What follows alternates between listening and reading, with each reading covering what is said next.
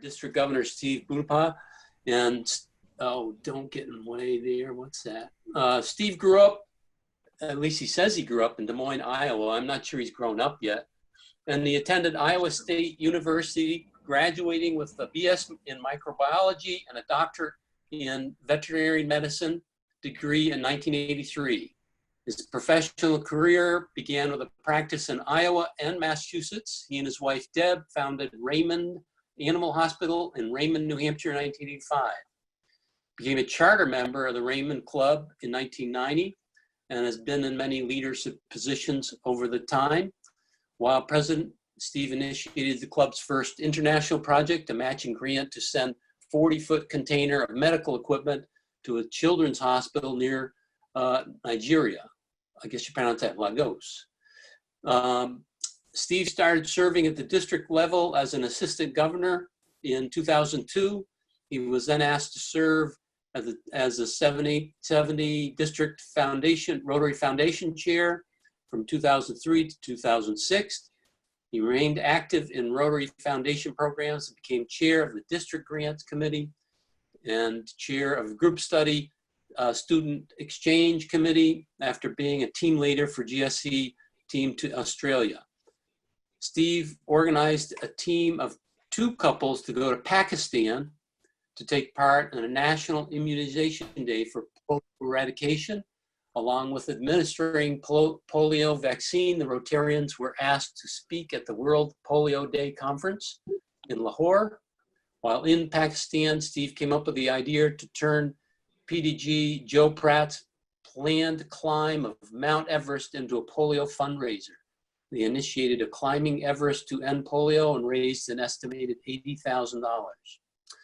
In 2012, Steve was honored to receive the Rotary Foundation citation for Meredith's service by RI President, and I'm not going to try to pronounce his name. Steve and his wife Deb are major donors to the Rotary Foundation, and they are Paul Harris Society members. So, Steve, you have the chair. Well, thank you. That was a great introduction. I wasn't quite prepared for the whole thing, but that was good. So I want to thank you for welcoming me today, and got to spend some time with some of your board members here a little bit before the main meeting and get to learn more about your club. And Carl's done a great job of getting me updated with some of the things you're doing and some of the plans that you have. And, you know, certainly impressed with all the initiatives that your club is pursuing in spite of the craziness of this COVID-19 pandemic. You know, I've heard about Brattleboro for years. You know, it was, of course, where Pure Water for the World started. And so I've known Tristram. I've gotten to know Marty over the last years, and you have a great resource with Marty when it comes to PR. I think I went to a PR class that he put on with several years ago that for the whole district, which was great. And so there's a lot of history here that you guys can be proud of. So I want to see if I can figure out the sharing here. Let's see, screen share. Hopefully I'm beginning. There we go. So I'm going to do a little bit, show a few slides here, and then I won't bore you with all these, but just going to share this year's theme of Rotary Opens Opportunities. And this theme really helps us focus on all the opportunities we have to make connections and partnerships in our communities and all over the world. You guys have been demonstrating that lately with some of the things that you do, both with your other club in town and certainly with the Vermont Milk Project and that sort of thing, and certainly other organizations in your community. And you know, as individuals, as businesses, and Rotary clubs, you know, we're all challenged in many ways with this current pandemic. It's important for all of us as Rotarians to look for new doors of opportunity that are opening, while other traditions that we are accustomed to may have to be altered or even discarded as we, the organization continues to evolve, because we do need to do some evolving in order if we're going to be functional and surviving and growing over the next decades. So I'm going to introduce you to Holger Knack. He's our current president. Deb and I have had the opportunity to meet he and Suzanne on a couple of occasions now, and he's got a great background. I would encourage you to pick up your July Rotarian magazine and learn more about him.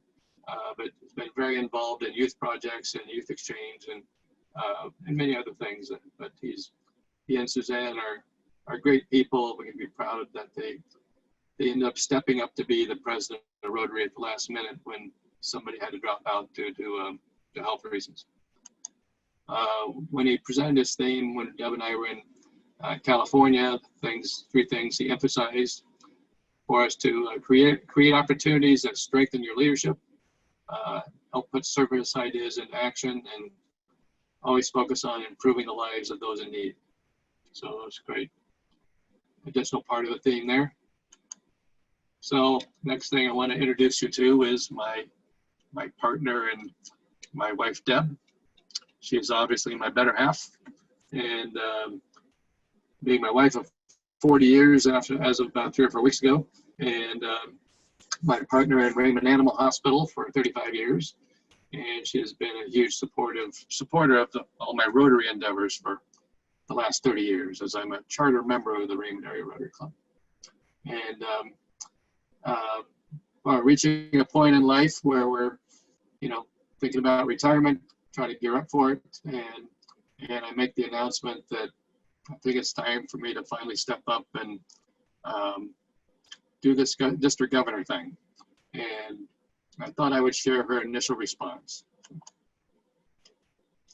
So she obviously had some big questions and concerns, and as you can see, she's way too happy about the strangling part.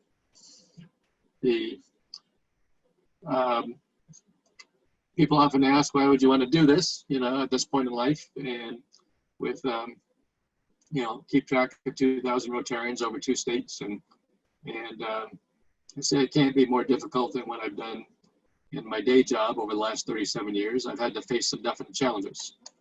So I thought I'd share Wolfgang here with you, and not everybody would want to face him every day.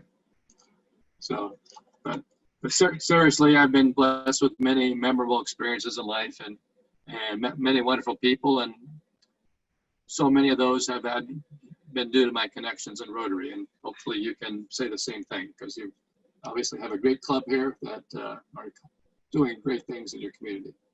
So let me stop this for a moment, and I'll go back to just talking. So in discussions with Carl in recent weeks and with Marty and over a longer period, and I've heard great things about your club for years, and I was impressed by several things, and certainly the structure and function of your committees and leaders. Carl has said that a lot of these committees, they run themselves, they know what to do, they do it, and there's a lot of clubs in the district that would love to clone you and take you to their club to get things done and get things done smoothly. I realize it's not always smoothly, but you do a great job. Been watching Marty do a great job with the, I call it the Vermont Milk Project. That's probably not the correct name for it, but certainly putting the group together to turn Vermont's excess milk, dairy milk, into dairy products and supporting the food bank. So congrats on that, and congrats to Marty for putting all that together. And I know they're thinking about expanding it into New Hampshire. We haven't talked in the last couple of weeks, so we'll talk more about that, I'm sure. Excuse me. Carl is making a structured plan to increase your membership. And I'm going to say a little bit about membership here in a few minutes, the things that we're doing on the district level. Carla has agreed to be on our district membership team. So you'll have a great connection there also. And to hear about some of these things that we're putting together. You can do your own thing or be part of our thing. And hopefully, overall, we'll be able to grow Rotary in spite of this challenging time to grow Rotary. So, mature club like yours is sometimes difficult to get new ideas and to get people to accept the new ideas. But I would certainly encourage you to keep doing that and keep bringing these new ideas forward. And those of you that hate new ideas, be flexible, And as we're, obviously it is a great example of how I can be in another state and joining your meeting. And as we move forward and try to get back to live meetings, I think the goal that I'm encouraging everybody to have as a goal is to try to make it a hybrid type meeting where you have both the live and the virtual. And there's going to be a while before some people feel comfortable going live, and some people want nothing to do with this Zoom, but trying to do both is going to be, I think, the best way to put this together. And one of the things your club does really well is to partner with other organizations, especially the Sunrise Club, but also, sounds like you do a lot with a lot of other organizations in town too. And so you guys do great on fundraising. Sounds like on a normal year, you're raising and dispersing sometimes up to $100,000, which is phenomenal. And now you're looking for other ways to replace some of those events that you're not able to do, which is a lot of other clubs, of course, are in the same boat. One of the things that Carl and I both liked that we heard about in February at our pre-pets meeting, when we had some networking and people sharing ideas, and the Hopkinton Club shared about their flag project, where they put up flags during all the major flag holidays. And I'm encouraging my club to get involved in that. And just seems like something that would be an ongoing, steady source of cash flow. And also, what I mentioned in the board meeting, that might be a good opportunity to get some of your youth involved and being part of that team to, maybe you're supporting a youth organization, get those kids as part of your team to get out there and put up those flags. It'd be great thing to do, great patriotic thing, and kind of a service project and fundraiser wrapped up into one package, which I love those things. So my official title, of course, is your Rotary District Governor, so 7870. I kind of like to be thought of as this year's chair of the district leadership team, and because we have a great group of people that have stepped up into leadership. We have our assistant governors. I think Steve is yours, and we have people like Carla who stepped up to be part of the membership team, and many others. And so there's a lot of help here available. You guys are a pretty strong club, can accomplish a lot on your own, but the fact that we have so much help available is great. And by staying, I'm trying to do a good job of keeping the district connected. We had our first monthly meeting of our presidents and AGs last night. So, we had about 30 plus people there, and everybody that came, we recorded it for the people that couldn't come, but we're going to be able to try to use this technology to keep communicating what's going on at the district and to keep sharing ideas. And obviously, we all do better. We don't have to construct everything from scratch, so we can take ideas from other people and build on them.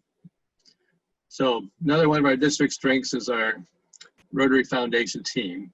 We have submitted a package of 3 district-wide COVID-19 global grants. And I'm happy to say that over this past week, all 3 have been approved by the Rotary Foundation. And your club was going to be part of those, but you went with the Milk Project instead, which is great. And but But as a district, we're going to end up raising a total of $340,000. So this is a very unique opportunity that we took advantage of, where we're able to do global grants locally in the United States without having, usually you'd have to have 30% of your funds come from another country. And, but this is a phenomenal achievement. And so the total grants about 340,000. The donations from the Rotary clubs and individual Rotarians is almost 114,000.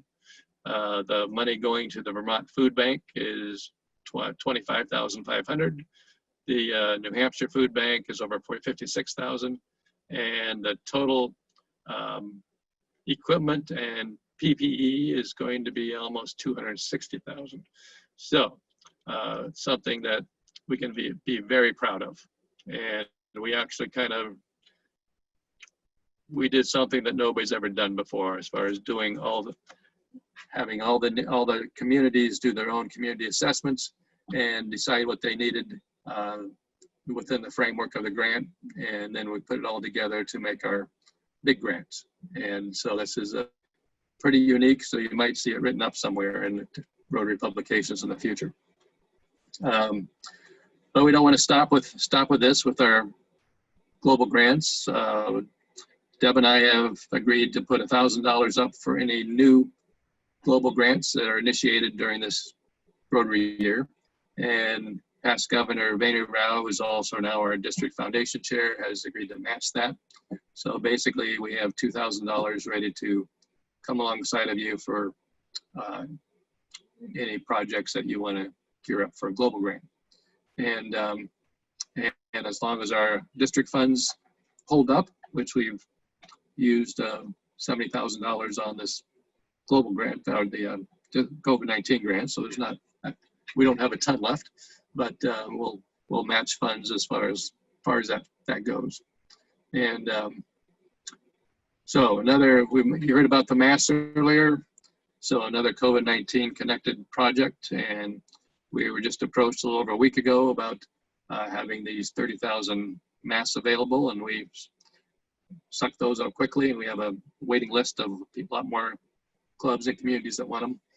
And I was told here just in night before last, I believe, that we're going to have the next shipment's going to be 500,000 masks.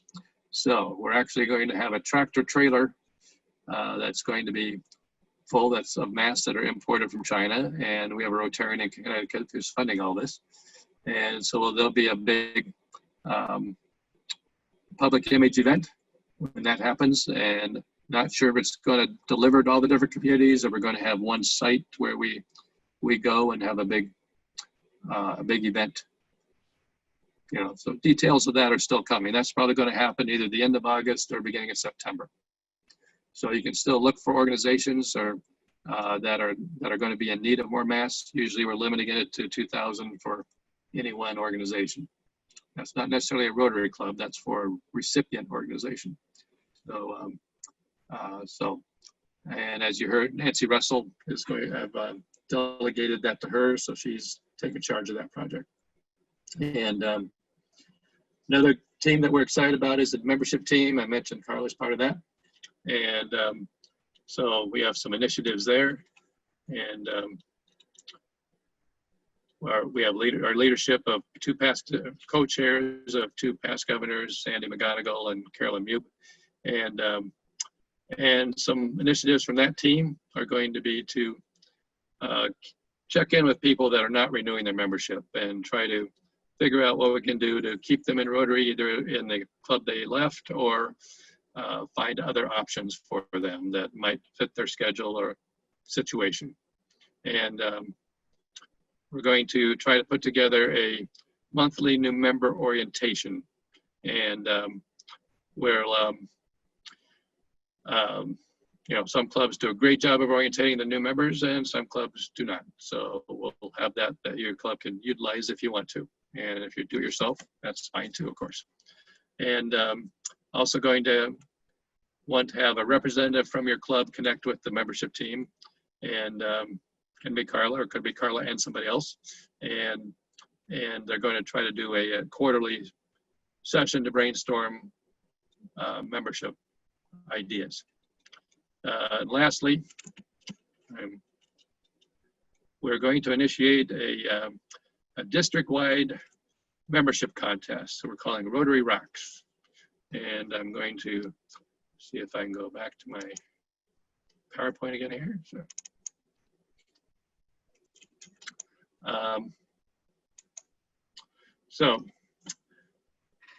So with this, we're kind of modeling it after something we did in my club 5 years ago. And you know, most Rotarians don't ever think about asking somebody to join Rotary, and that's probably the main thing. So having something like this that's visible to get you to focus on this. And you know, Carl has his own plans for membership, which sounded great, and they'll be able to possibly dovetail right into this. And so when we did this in 2015 in our club, you know, we just made our rules, and basically you got a point, everybody got a point for inviting somebody. They got 2 points if they actually showed up, and this could be to a meeting or to an event. And we had a focus that we wanted to bring in more women into the club, and we represent 6 towns in our club, so we didn't have any members from Fremont, so we wanted to bring in those people too. So anyway, you got double points for those categories. And so, and this is just sharing it as an example. But over the next 3 years, was getting this momentum started. We went from a membership that had dropped down to about 22, and we got it all the way up to 36. And number of women went up dramatically, up to 50%. It had been a few years since we'd had a female president. And as of this coming year, we were expecting to have 5 in a row. So, so obviously that had a big lasting impact on our club. So our contest is going to, at district level, it's going to go from September 1st to April 1st, so 8 months.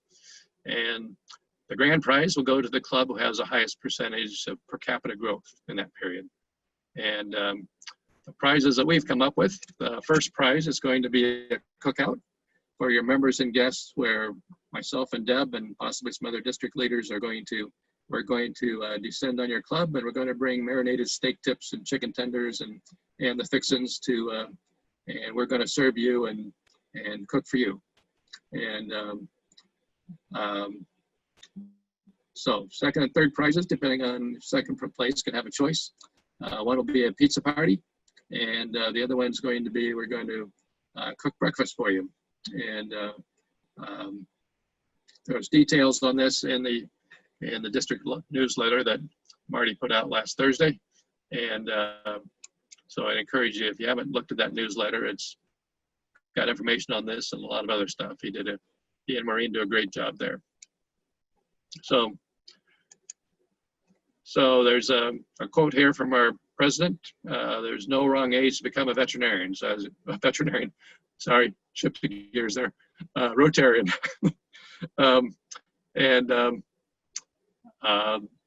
You know, we're trying to get a lot more younger folks into our club, but you know, as you know, there's a lot of retired people that have more time and energy and money to commit to Rotary. So keep anybody in mind that could be a good Rotarian.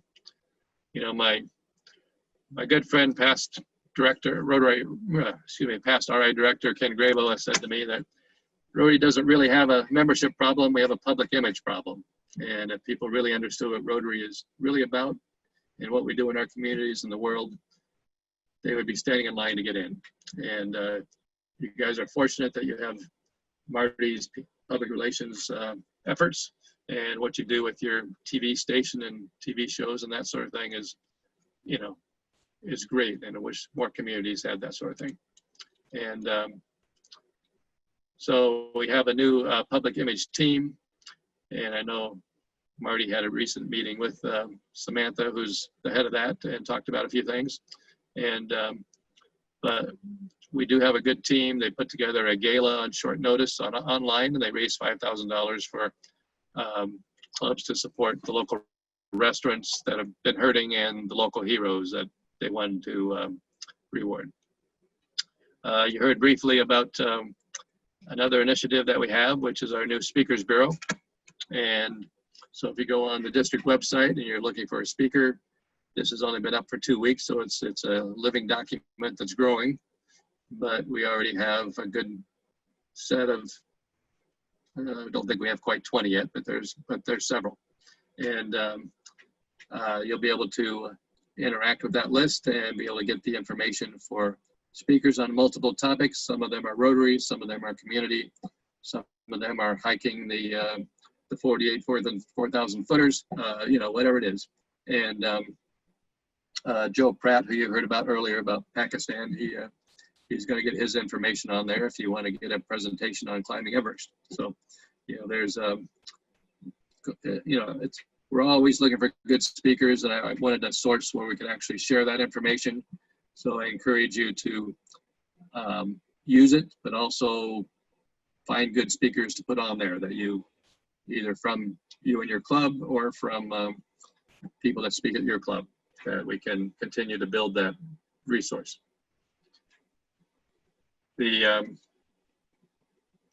So I also want to, as we're finishing up here, I want to promote one more thing. You already heard about the district golf tournament, so I don't have to say anything about that. But so as we get to here the end of April and 1st of May, we're going to, excuse me, have we're planning on a live district conference. Now, obviously, we don't know what's exactly is going to be happening in the world at that time, but boy, are we going to be ready to do something together and do something live. So we're certainly moving forward with this, and going to be held in a beautiful location in Winnipesaukee and Meredith, New Hampshire, at the Mills Falls and Church Landing. They have like 4 facilities there. And one of the things we've been striving to do for district conferences is make them much more affordable, and we're really doing that on this one. So in the past, it cost a lot to go to a hotel, and the time you spent for the lodging and everything else, it's you know, was pretty expensive. So with in this situation, we're hoping to keep the costs low. You don't have to stay at the facility, which is great. And some Rotarians, assuming things are happening next spring, they may be hosting Rotarians in their homes. You can also do an Airbnb, you can go camping, or you can do whatever you want to do. And of course, the Winnipesaukee area Rotarians can stay home and in their own houses. So in the past, most conferences, you still had to be at the conference, you had to still pay the whole fee. And so we're excited about this. A great location, we'll have great entertainment. For the night, Friday night, there's going to be a host hospitality. So it's not technically part of the conference, but similar to international conferences, they have that evening, the local Rotarians are going to have different, they might have you for dinner in their home, or they may have a group meeting at a winery or a brewery. And there'll be different events that we'll be able to take advantage of. So we're looking forward to that. And then the conference will actually start Saturday morning. So a couple other photos here. So where we, beautiful facility, and the conference room, is only going to hold about 230. So once you get the opportunity to sign up, I would sign up early. And here's a little map of the area of downtown Meredith, if you're not familiar with it, and right on the waterfront. And also, obviously, there's great tourist stuff in the neighborhood with the Castle in the Clouds and the lake and Shaker Village and course golf and that sort of thing. So we're planning a great event. So look forward to that, and hope to see a bunch of you there. I hope we're all there, you know, but yeah. So I want to stop my share, and want to thank you for allowing me to share with you today. We have a great leadership team, and I'm excited for what you guys have done and what you guys are planning to do this year, and look forward to hearing more about it as we move forward. And so I'm winding down, and I can answer a couple questions if anybody has one, but again, I want to thank you for all that you're doing and continue to support your community. I'd encourage you to support the foundation, because we're putting the kind of money that we're putting in to our district this year from the Rotary Foundation is huge. And in order to do that, of course, we have to support the annual fund. And that's where we're getting our district funds and where we get the matching funds. So just put a last minute plug into that. And Carl, I'll let you turn it back over to you and Marty, if you have any questions, I'm still here for a little while. Okay, great. If you're interested, if someone has a question, if you'd let us know through chat. Very thorough presentation, Steve. We appreciate that very much. And you got a big year ahead of you, just started. Yeah, you're my fifth club, so I'm since I live on the far eastern edge of the district, the furthest club to the east, I figure I'm tending to starting on the western edge and kind of moving back. So you're about one of the most eastern one I've done so far. We're saving you some travel time, Steve. That's for sure. Efficient. All right. Well, I appreciate very much your coming on board and let us know what's happening. We're looking forward to those additional masks, and we'll keep track of that, and Carla will keep track of the membership committee on the district level. So thank you very much. If there's any other comments by anyone, let me know now. Otherwise, this meeting will be adjourned.